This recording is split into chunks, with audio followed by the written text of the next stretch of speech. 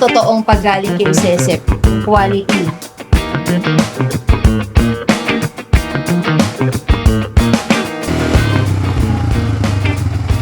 Hello mga kasesep, nandito tayo ngayon sa Orion, Bataan para bumisita sa isang kliyente natin na may crayfish farm terraces daw.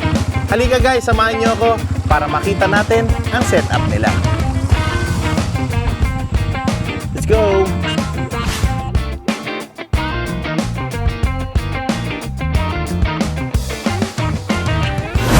Okay ma'am, so tour mo na ako.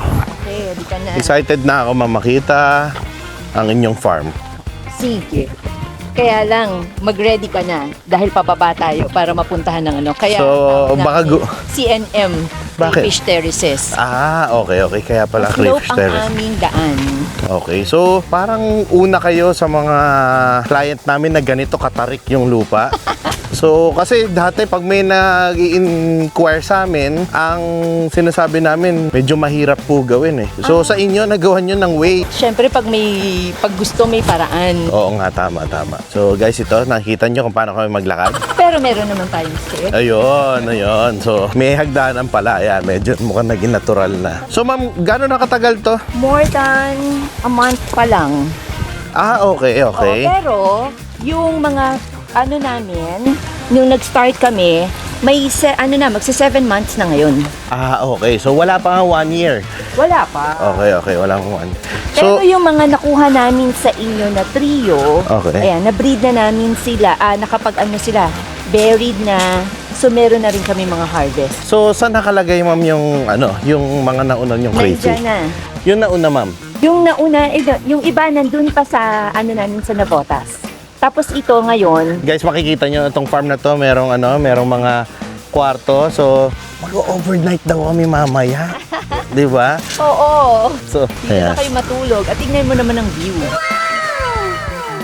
Ma'am, dahil mainit, nainitan ka, suot mo muna tong thank Sesep you Farm. naman. Dahil farmer ka na ngayon, hindi ka na dancer. So, ma'am, ito, saan tayo papasok? Sa kaliwa? Dito na. Mauna ka, ma'am, i-tour mo muna kami. Let's go! Medyo mahirap bumaba, pero ang ganda ng pagkagawa nila, guys. So, ito mo. So, kasi bago pa lang yung farm nila, yan, hindi pa puno. So, ma'am, napansin ko ito, mga bago pa lang, no? Oo. So, yung ililipat dito, galing dun sa nauna niyo. Navotas. Okay. Yung mga binili naming trio sa inyo, pati yung Kraylings, na ngayon, nakakuha na rin kami ng breeders na sa Navotas pa. Kasi napupuno na siguro yung mga tangke ni ma'am Oo, doon. problema ko na mainit. doon ay paglalagyan. Okay, so Kaya yung iba, nililipat na namin dito. Sige ma'am, tour nyo na kami. Ang ganda ng tanks nila. Ma'am, ano yung size per tank dito? Ito, 4 na 4x8. Parang ano to, no? Parang pwede tayong manood ng concert doon. Pwede naman. 4x8. Oo. Okay, 4 na 4x8. 4 na 4x8. Tapos, may laman na to ngayon. Ito, may laman na. Ayan, yung hanggang dito, may laman na. Okay. Tapos yun na lang 3 ang wala. So, nagpakawala na kayo ng Kraylings. Okay. Ito, mga to. Ano na? 3 inches na. Pangkain na yan. Isang buwan pa, ma'am. Isang buwan. Pwede na. Isang buwan pa. Oo. So, okay. Lakad tayo dito. Ang galing. Maganda dito, no? Doon ka lang. Kita mo na lahat. Yung kinuha namin sa inyo na, Latest. Okay. Kasi hindi ko alam na magsasabay-sabay yung buntis ko. Mm. Kaya umorder ako ulit sa inyo. So, ngayon, yung buntis nyong iba, nasa na, ma'am?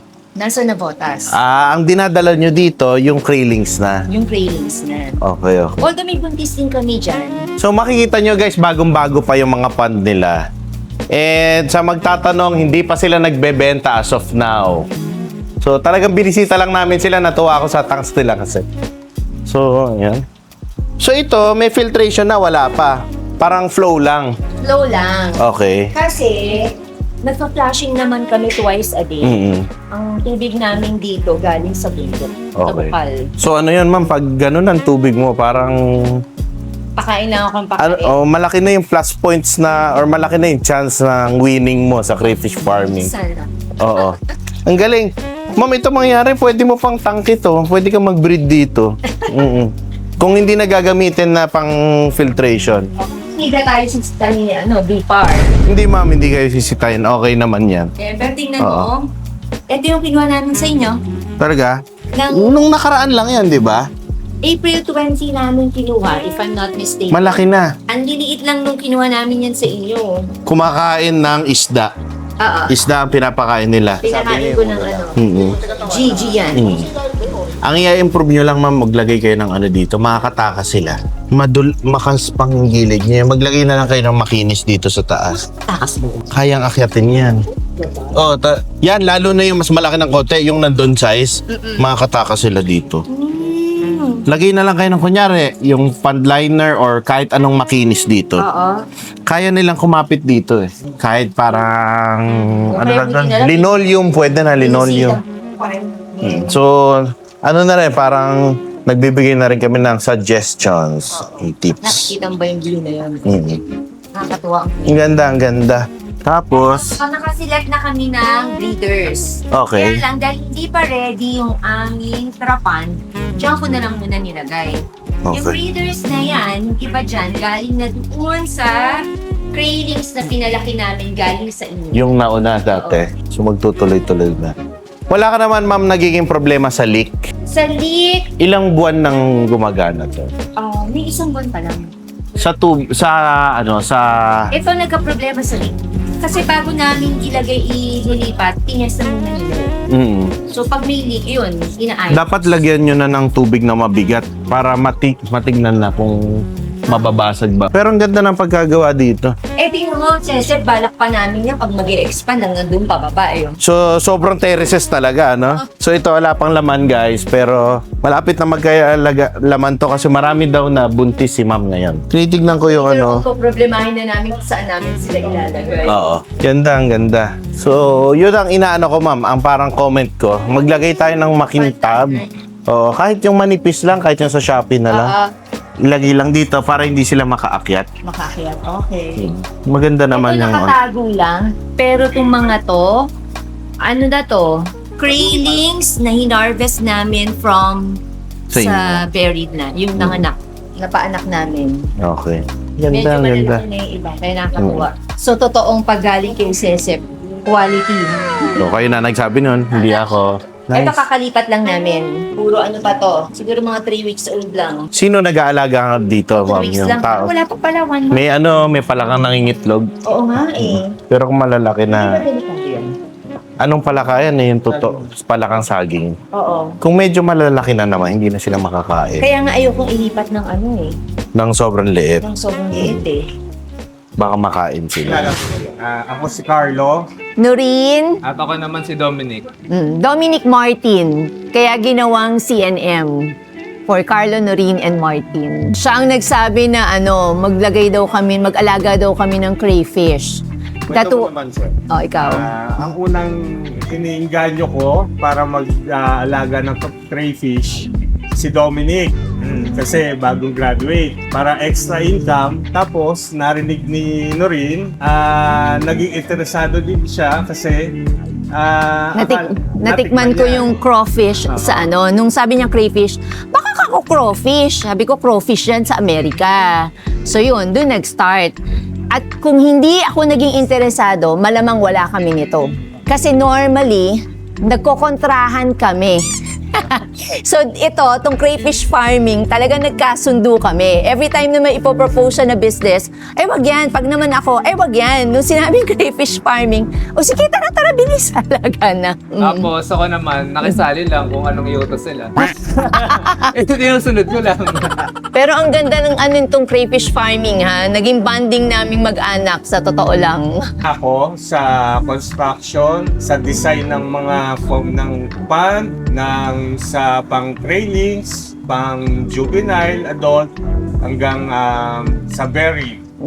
Sa alaga naman, Ako na yon. Si Rina. Ako yung nagpapakain, ako yung nag-check ng tubig nila. Yan, nag-water testing ako sa Navotas kasi doon hindi naman running water yung tubig namin, di katulad dito. Tapos si Dominic naman, pag may utos kami.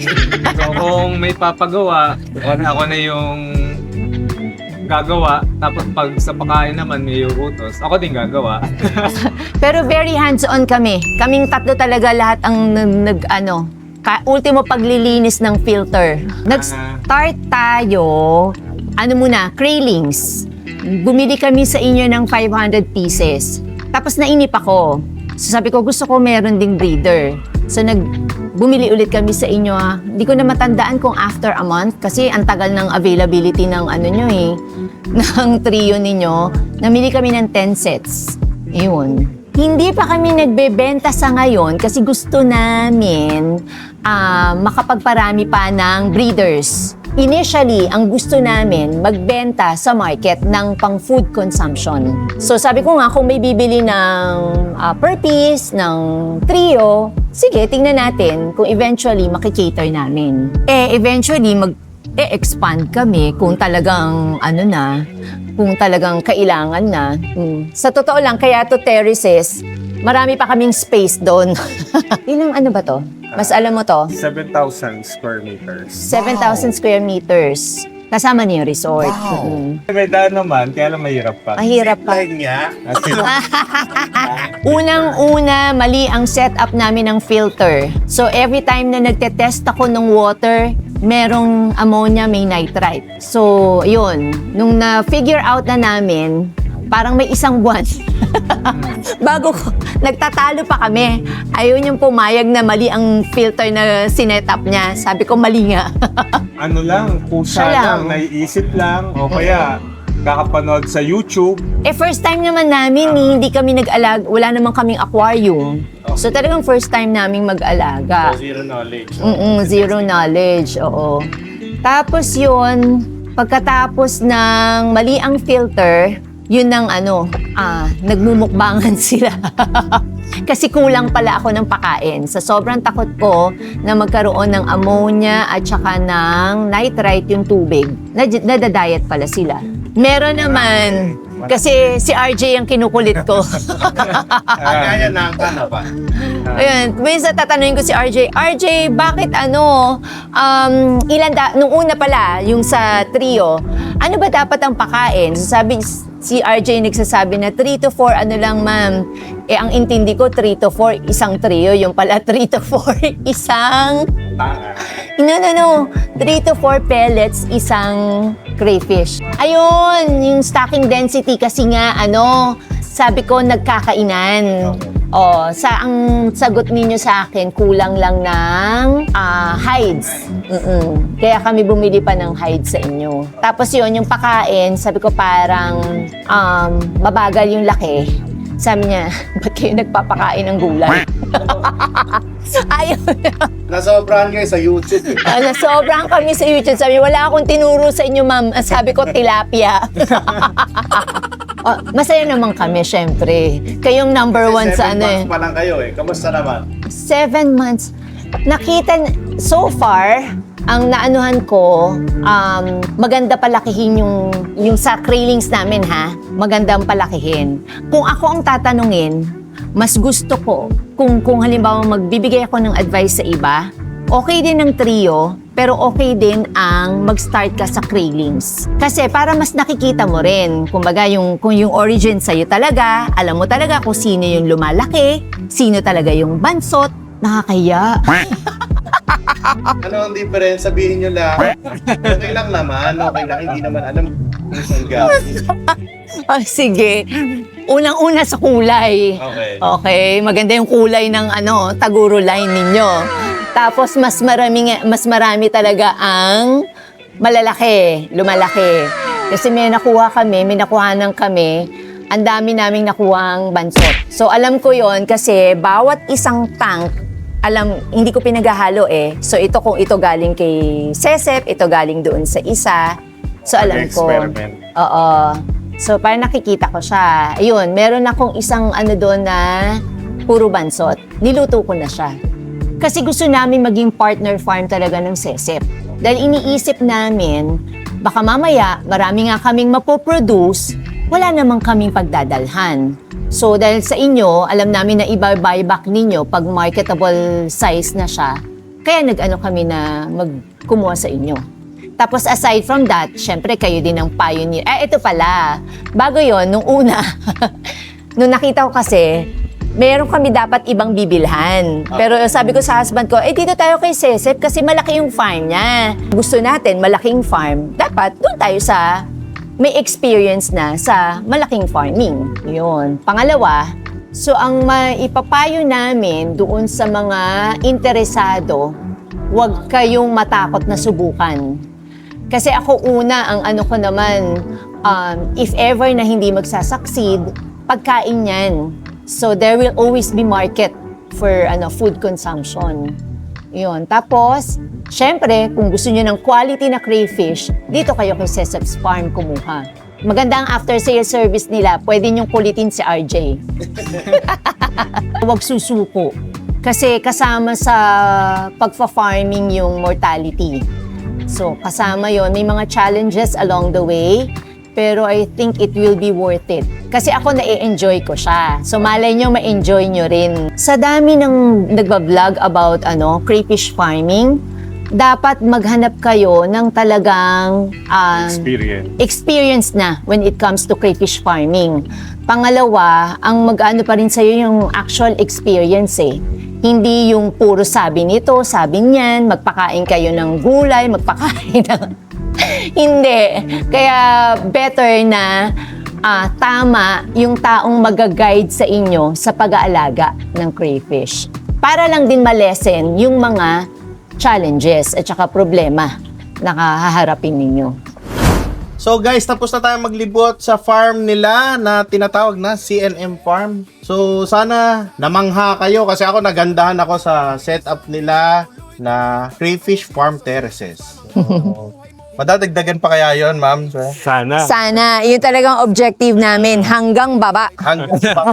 Sabi. Ano to? Ang dami nun. Siguro baka 200 na pangkin na. Silip ko kanina. Ganun ba So, sir, ma'am, salamat sa pagpapavisit sa akin and pagtanggap sa akin. Ay, thank you. Mas kami ang dapat mag-thank you dahil sa mga support. tips at support ninyo yun, sa amin. sana meron akong na-share sa inyo. Kahit tawa na lang tayo ng tawa. Meron ako naturo and ako meron, sa totoo lang, may natututunan din ako sa mga kakabisit ko sa mga kliyente. And kasi hindi pa sila nagbebenta, hindi ko masabing na Pwede na soon. soon na, malapit siguro after daw nitong video na to. After ng video. So, nasa stage sila ng pagpaparami ng breeders and para mas maging sustainable yung supply nila. So, yun po ulit. So, thank you po ulit. Thank you, Ren. Guys, sana makarami kayo natutunan. And huwag niyong kakalimutan mag-like and subscribe dito sa Cecep's Farm. So, yun lang guys. See you next time. Bye! Cecep's Farm, alagang sigurado, Taguro Line, kalidad na panalo.